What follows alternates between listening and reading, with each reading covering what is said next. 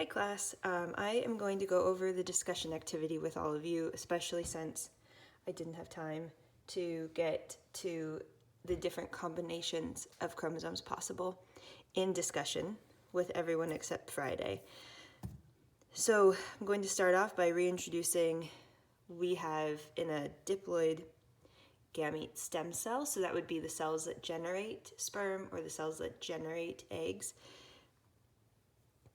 It initially starts off looking like the other cells, where we have two copies of every chromosome, a maternal copy and a paternal copy. If we say that the green represents chromosome 6, the light represents a maternal chromosome, the dark represents a paternal chromosome, and these represent different alleles. We're going to get into recombination at the end, so just wait for that. And so we start off with having two copies of chromosome 6, and then two copies of chromosome 9. The maternal copy and the paternal copy. And then before S phase, this is what the cell looks like. We're not in metaphase yet. Then after S phase, we end up with duplications of, or synthesis of identical copies of the sister chromatids for each of these chromosomes. Remember, these are the chromosomes, the homologous chromosomes, and these are the sister chromatids. So sister, sister of the paternal copy, sister, sister of the maternal copy, and then these with respect to one another are the homologous chromosomes. So sister chromatid, homologous chromosomes, homologous chromosomes. So now that we've duplicated each chromosome, we have sister chromatids here. And if you recall,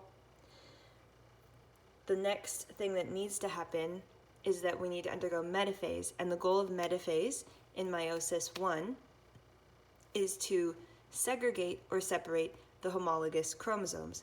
And so we can do that if we want to do that. If we want to divide a line down the middle and pull the chromosomes on this end into a daughter cell, pull the chromosomes on this end into a daughter cell, we need to make sure that we are only separating homologous chromosomes in this first round, not sister chromatids.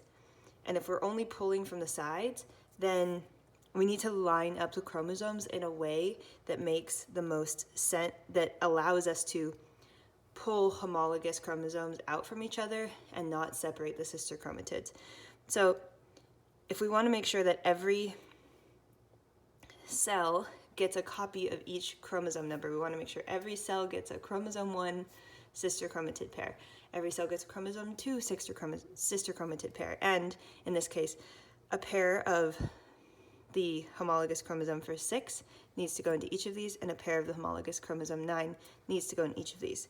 We can do that in two different ways. They all need to line up along the metaphase plate. If you imagine this line here, an invisible line here is a metaphase plate. They all need to line up opposite of each other. So the homologous chromosome pair for 6 needs to be opposite, and the homologous chromosome pair for 9 needs to be opposite. Imagine this is still in the cell, and as it lines up, if my fingers represent the microtubule spindle fibers, we're coming here and we are pulling these two sister chromatids staying together into the next daughter cell, and then we pull these two into the following daughter cell. So this gives each cell a copy of chromosome 6, a copy of chromosome 9. If we had lined this up this way,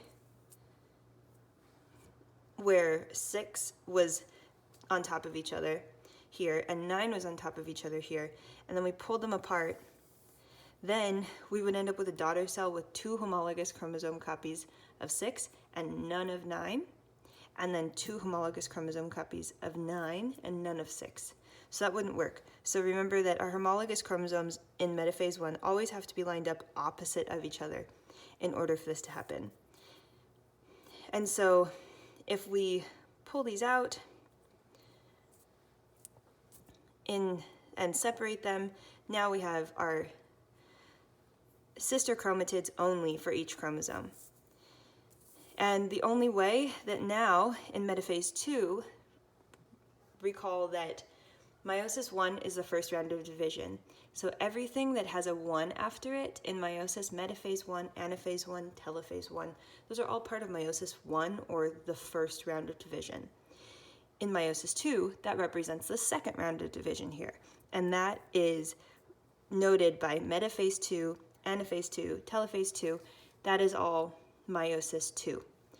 So when we say meiosis 1 or meiosis 2 or metaphase 1 or metaphase 2, that's saying which round of division is it in. And the goal of meiosis 1 is to separate the homologous chromosomes. The goal of meiosis 2 is to separate the sister chromatids. So if we want to separate sister chromatids, and we can only again pull from the sides, we can't line them up this way. We have to line them up this way. So the sister chromatids are opposite of each other here, but these are not homologous chromosomes, they're different chromosome numbers. Remember, this is 6, this is 9. And we want to be able to separate them so that each cell gets a copy. So we have to line them up end to end like this with the sister chromatids opposite of each other. So I'm going to do this way. So that if I enact spindle fibers here and I pull these apart into 2 daughter cells, now each daughter cell of this has a copy of chromosome 6, a copy of chromosome 9, and recall a copy of every other chromosome present. And then same here, if we separate them out, we have a copy of chromosome 6, a copy of chromosome 9, and every other chromosome present. But, so look at this combination we can have here. We can have a combination of both paternal copies of chromosome, or majority paternal copies of chromosome 9 and 6 together, segregating together, and maternal copies segregating together, or majority maternal. Or, so I'm going to represent this using additional pipe cleaners so we remember what this arrangement could be. We could have paternal and paternal, paternal and paternal here, and then maternal and maternal copies of 6 and 9, and maternal copies of 6 and 9 here. That's one possible combination, and that's dependent on how they arrange themselves up here in metaphase 1. So if we want to see the other possible way that these could have segregated out, if we go back to metaphase 1, when again we line up homologous chromosomes opposite of each other, this is how we line them up. Whichever arrangement they are here end to end says if they go together or not.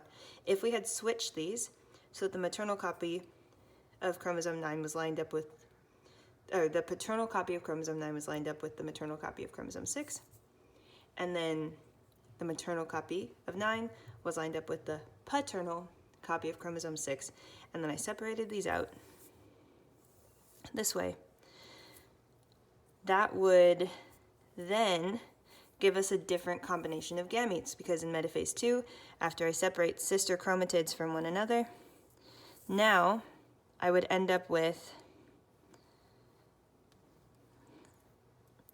the paternal 9 and the maternal 6, the paternal 9 and the maternal 6, and then, the paternal 6 and the maternal 9, paternal 6, maternal 9, and then the paternal 9 and the maternal 6 and paternal 9 and maternal 6 together, which you can see here is a different arrangement. So when we're only looking with respect to 2 different chromosome numbers in meiosis, there are 2 different combinations of gametes that can happen. We could have these group together or this group together. That's the alternative. And it all depends on how they line up here. So that's relevant to your discussion homework. And then lastly, the thing we didn't get to in any of the discussions was what can happen if recombination happens.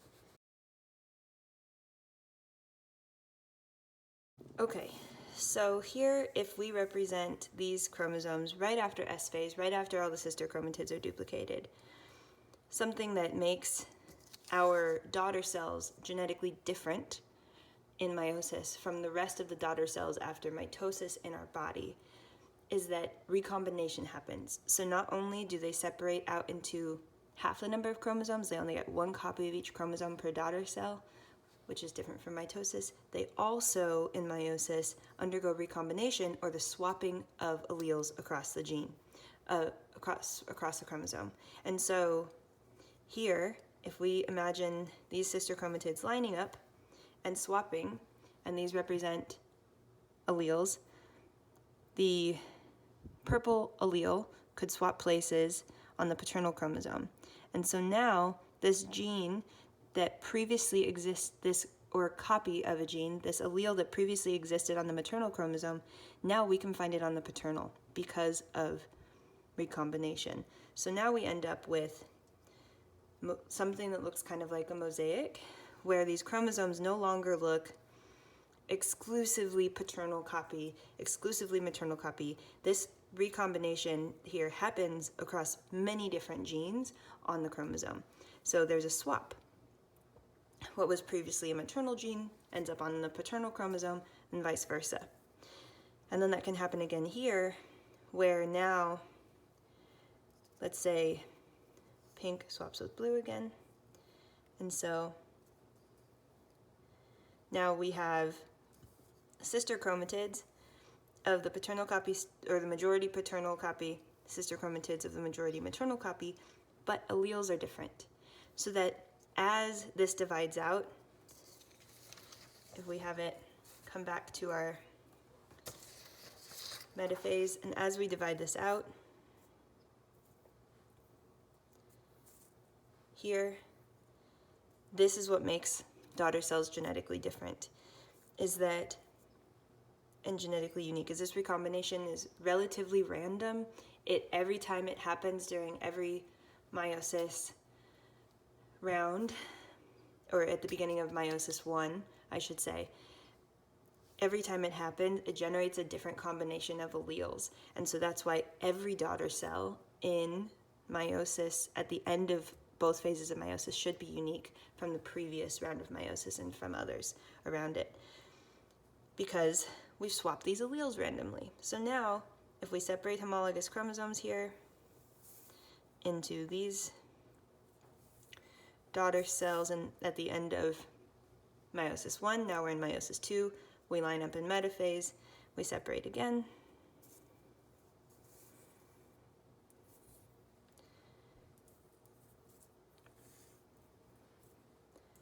We can end up with a majority paternal chromosome with a maternal allele on it, and